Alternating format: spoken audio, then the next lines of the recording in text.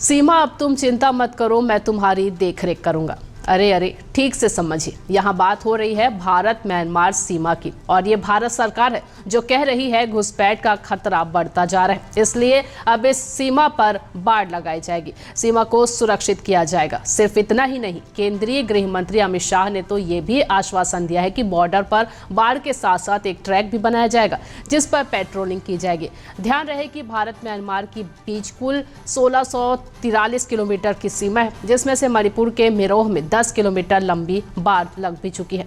बाढ़ की चर्चा ने अब जोर पकड़ लिया है क्योंकि मणिपुर और म्यांमार के बीच कोई 400 किलोमीटर लंबी सीमा है। राज्य सरकार ने हाल ही की जातीय हिंसा के लिए म्यांमार के अवैध घुसपैठियों को दोष दिया है। राज्य के मुख्यमंत्री बीरेंद्र सिंह इस विषय पर ध्यान न देने के लिए पूर्व की सरकारों को भी दोष देते हैं। उधर म्यांमार में भी गृह युद्ध जैसे हालात हैं और मुश्किलें बढ़ने पर वहां से लोग भागकर भारत में शरण की मांग करते हैं। केंद्र सरकार पर मतई समुदाय लगातार दबाव बना रहे कि म्यांमार से लगती सीमा पर बाड़ लगाई जाए, जबकि पहले एक मुक्त आवागमन का सिस्टम था जिसमें दोनों तरफ के लोग कोई 16 किलोमीटर तक दूसरे देश की सीमा के भीतर तक आवाजाही कर सकते थे, पर अब ये व्यवस्था पूरी तरह बंद होने जा रही है।